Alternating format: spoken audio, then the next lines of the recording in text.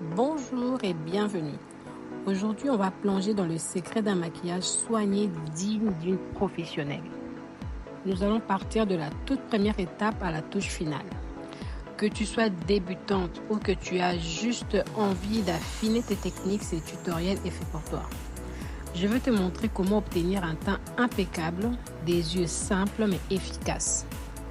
L'objectif est vraiment de te sentir belle et confiante, comme si tu sortais de chez une maquilleuse, mais le tout avec mes astuces pour le faire toi-même à la maison. Avant de commencer, assure-toi d'avoir à portée de main les produits des teints, des yeux, des lèvres et des pinces. Pas besoin d'avoir 1000 produits, on se concentre sur l'essentiel et la bonne technique. Rapidement, je souligne que la clé d'un maquillage professionnel et durable, c'est une peau parfaitement préparée. C'est l'étape la plus sous-estimée, mais qui est la plus cruciale. Premièrement, nous allons attaquer avec les sourcils. Des sourcils bien définis encadrent le regard. Commence par brosser tes sourcils vers le haut. Moi, je poudre un peu parce que ça permet de bien visualiser la forme naturelle et d'identifier les zones qui ont des trous. Ici, l'objectif, c'est vraiment de sublimer la forme naturelle, pas de la redessiner entièrement. Moins on en fait, plus le résultat est propre et naturel. On va donner de la définition en comblant certaines zones. Pour ça, il suffit d'un crayon, d'une teinte légèrement plus claire, de préférence le marron. Donc si tu as la peau noire comme moi, ou si tu es légèrement plus foncé, le crayon marron est parfait. On commence par le bas du sourcil avec le crayon. Fais des petits traits légers imitant la direction de tes poils. Vas-y doucement, petit à petit. Il vaut mieux en mettre moins et rajouter. Pour les débuts des sourcils près du nez, ne mets presque pas de matière. C'est ce qui donne ses côtés naturels en fait. On continue vers l'arc de sourcil qui est le point le plus haut. Donc on comble le manque en suivant juste la ligne naturelle. Puis tu viens définir la queue de ton sourcil. La queue ne doit pas être trop longue non plus. Elle ne doit pas descendre plus bas que le début de ton œil pour ouvrir le regard. À la fin de cette étape, utilise la brosse à sourcils, donc le goupillon, pour estomper la matière. Après avoir rempli tes sourcils, tu prends un anti-cerne d'une teinte plus claire que ton fond de teint et un pinceau plat comme celui-ci. Tu appliques une petite quantité sur le dos de ta main et tu viens nettoyer les dessous de la ligne inférieure de tes sourcils, partant de l'intérieur vers l'extérieur. Donc cela va nettoyer la ligne. L'anti-cerne va cacher aussi les petits poils rebelles et va créer une définition nette. Estompe délicatement vers le bas. On ne veut pas des lignes dures sous les sourcils, juste un contour propre et lumineux. Donc il faudrait bien estomper. Pour le haut du sourcil, tu peux utiliser ton fond de teint. Moi, j'ai appliqué ce fond de teint de la palette de Make Up Forever que je suis venue nettoyer le haut de mon sourcil pour vraiment éviter d'être trop marqué avec l'anti-cerne clair. Mais le but, c'est vraiment de donner cet effet de netteté et de propreté. Si tu remarques bien, je ne vais pas estomper la racine de la sourcil, mais je vais juste estomper les bords. Là où l'anti-cerne termine sur le creux de mon œil, et je vais le ramener vers la paupière mobile sans pour autant toucher la ligne près du sourcil. Après avoir fini avec les sourcils, on passe au teint.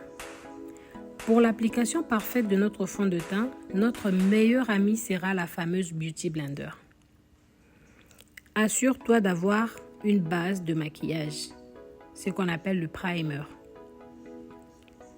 Le primer qui est souvent négligé, mais il est essentiel pour un maquillage qui dure et un rendu plus lisse de la peau. Le primer crée une toile en fait entre le fond de teint et la peau. Il aide à lisser le grain de peau, à estomper les pores, à contrôler la brillance. Et en plus, il apporte de l'hydratation. Il prolonge aussi la tenue du maquillage. Donc choisis ton primer en fonction de ton type de peau. Matifiant pour les peaux grasses, hydratant pour les peaux sèches. La clé d'une application réussie avec la Beauty Blender, c'est son humidité. Pourquoi? Parce que quand elle est humide, la Beauty Blender applique le fond de teint de manière plus uniforme sans laisser des traces et elle absorbe moins de produit. Et maintenant, après le primer, on passe à l'application du fond de teint. Pour un teint unifié et lumineux, mets une petite quantité sur le dos de ta main. Cela permettra de contrôler la quantité et d'éviter d'en mettre trop. Tu prélèves une petite quantité de fond de teint avec ta Beauty Blender sans saturer l'éponge, donc sans en mettre trop. Et maintenant, tu ne frottes pas, tu tapotes. L'objectif est de fondre les fonds de teint dans la peau. Estompe soigneusement vers la ligne des cheveux, les oreilles et le cou. Rassure-toi de ne pas avoir des démarcations visibles. Et si tu as besoin de plus de couvrant sur certaines zones, ajoute une petite quantité de fond de teint et tapote à nouveau. La Beauty Blender permet de construire la couvrance sans créer d'épaisseur. Prends du recul et vérifie ton teint sous différentes lumières. Assure-toi que tout est bien unifié et qu'il n'y a pas de traces. Les résultats doivent être une peau d'apparence naturelle mais sublimée. Après avoir mis ton fond de teint, on va voir maintenant le secret d'un regard frais et reposé avec de l'anti-cerne. Comment l'appliquer et pas n'importe comment. On va utiliser 2 nuances d'anti-cerne. Un anti-cerne qui correspondra exactement à ta carnation ou qui est légèrement plus chaude, donc qui sera notre correcteur. Il viendra neutraliser la couleur sombre des cernes sans la griser et elle sera la première couche pour camoufler. Le plus important, c'est vraiment de ne pas en mettre directement sur nous, toujours sur le dos de la main et avec un pinceau estompeur, venir étaler l'anti-cerne. Pas étirer mais tapoter de façon que ça se fonde à ta peau. Et c'est comme ça qu'on obtient un résultat clean sans effet entre guillemets trop de matière. Applique-le principalement dans les zones les plus sombres de ta cerne.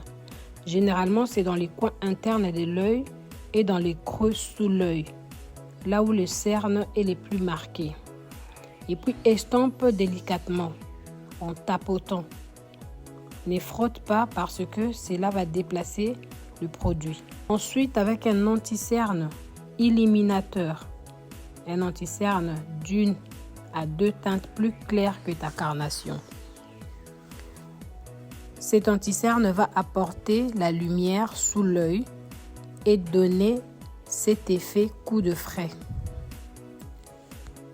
Généralement, on apporte de la lumière pour réveiller le regard en fait.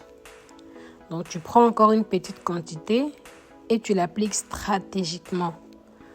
Pas sur toute la cerne, mais au centre de la zone sous l'œil.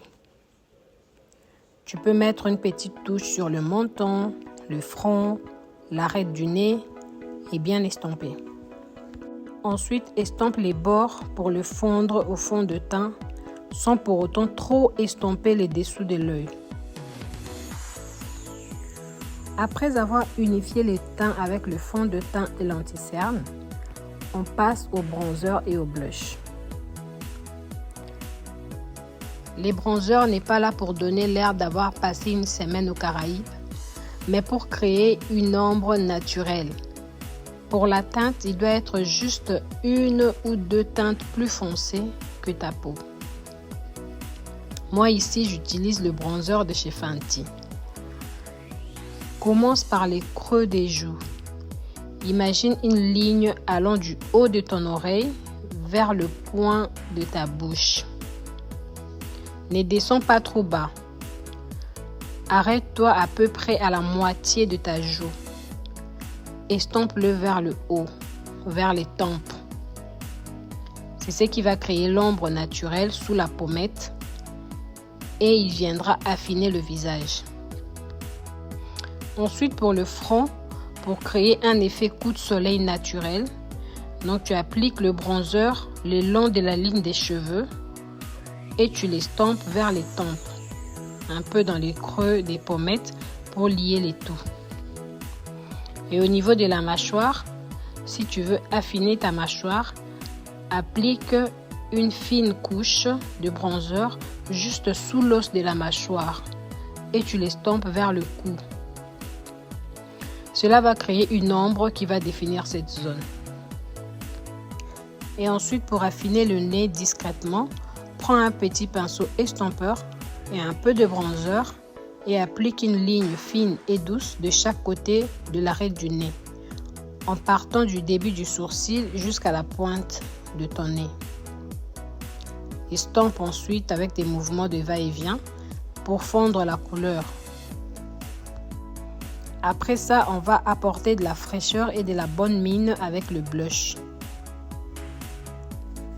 Tu choisis la teinte du blush qui correspond à ta carnation et à l'effet que tu recherches.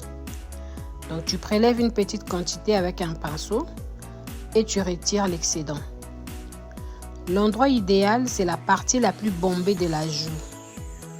Tu poses ton blush en remontant légèrement vers la tempe, au-dessus de ton bronzer.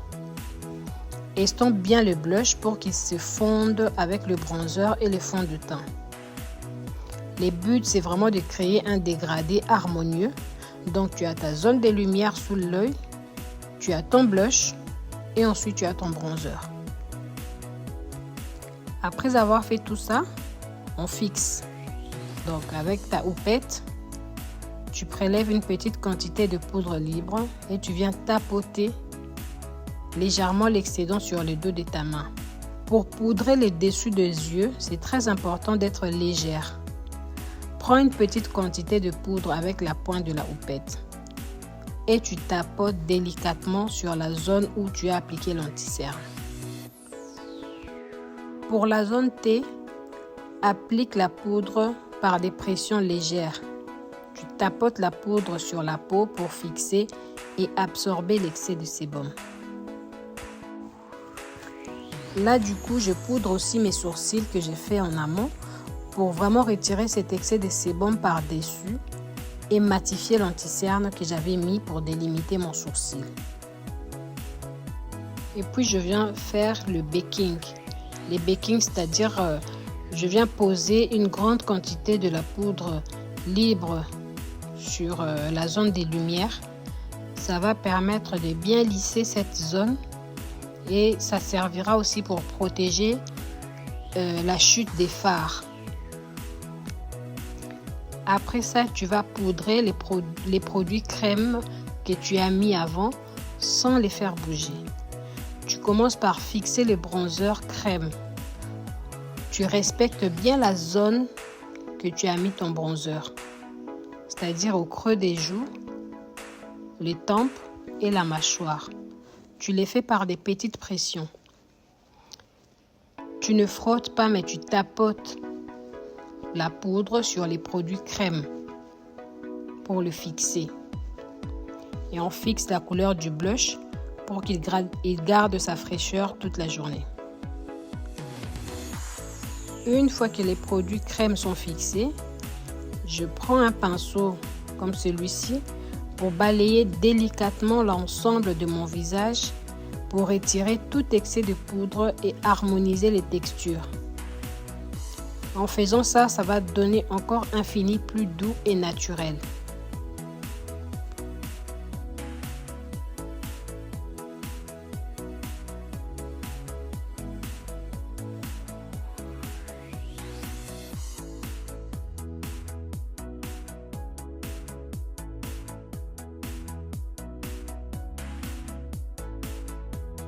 Et je viens ensuite poudrer le contour du nez que j'ai mis tout à l'heure avec la crème bronzante.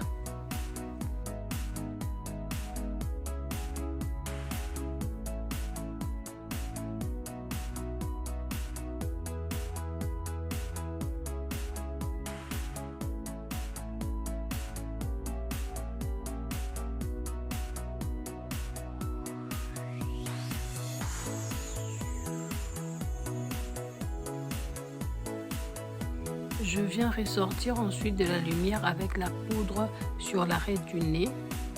Question vraiment de bien avoir un contour bien tracé, mais en poudre. Et vu que j'avais mis de la poudre sur mes sourcils, donc elle les a un peu floutés. Je reprends mon crayon marron et je viens intensifier la couleur. On passe maintenant au maquillage des yeux. On va créer un look simple. Un seul fard à paupières. C'est un look vraiment efficace et chic avec un seul et unique fard. On l'appelle le fard monochrome. C'est parfait pour les quotidiens ou quand tu veux un look soigné sans effort. Il faudra un fard à paupières de la couleur de ton choix et un pinceau estompeur doux et fluffy, donc un peu bombé. Même pour un maquillage simple, une bonne base est essentielle pour la tenue et l'intensité du fard. Donc avec une couche fine de l'anti-cerne, même le reste qui reste sur le pinceau, tu vas bien estomper ta paupière mobile. Ensuite, tu prélèves une petite quantité de ton fard petit à petit et tu l'appliques sur l'ensemble de ta paupière mobile. Dans les creux, tu vas venir créer de la profondeur, donc tu insistes un peu avec le fard avec des mouvements de va-et-vient et tu estompes la couleur.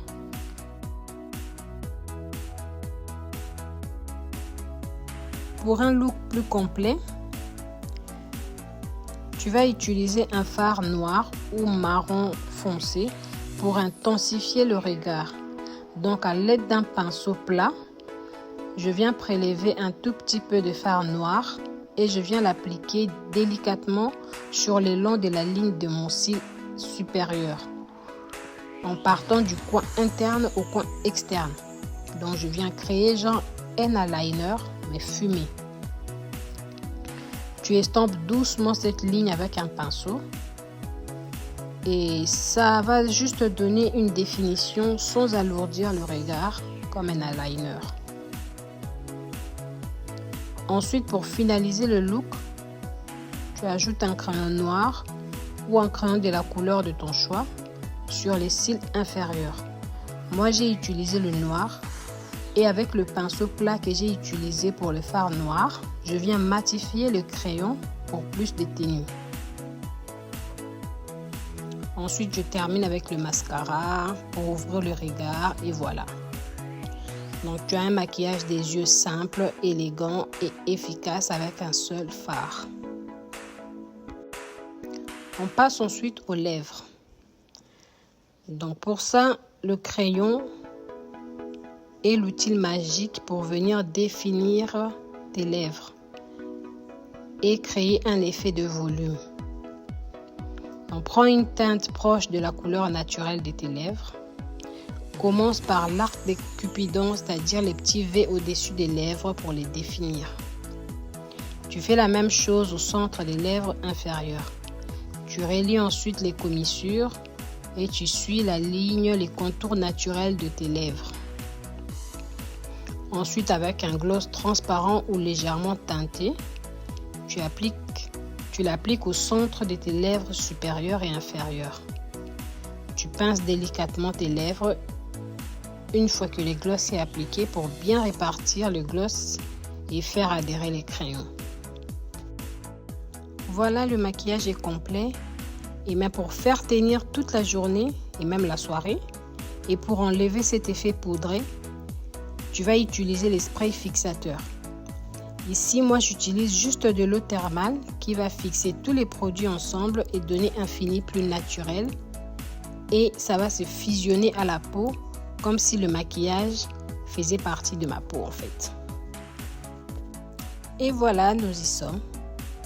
Tu as maintenant toutes les clés pour réaliser un maquillage complet, soigné et professionnel. De la préparation de la peau à la touche finale. J'espère sincèrement que ce tutoriel t'a donné non seulement des techniques, mais aussi la confiance nécessaire pour te maquiller au quotidien. C'est un look qui convient à toutes les occasions et qui va te faire sentir belle et professionnelle. N'oublie pas que le maquillage est un art qui s'apprend par la pratique. N'aie pas peur d'expérimenter, d'adapter ces techniques à tes propres traits du visage et à tes produits. À chaque fois que tu t'entraînes, tu deviendras plus rapide et plus habile. Si cette vidéo a été utile pour toi, n'oublie pas de me le faire savoir en likant et en me laissant un commentaire. Et dis-moi quelle est ton étape préférée et ce que tu aimerais voir dans les prochains tutoriels. Je te remercie infiniment d'avoir passé ce moment avec moi. Prends soin de toi et je te dis à très bientôt pour de nouvelles astuces et de nouvelles transformations. Bisous!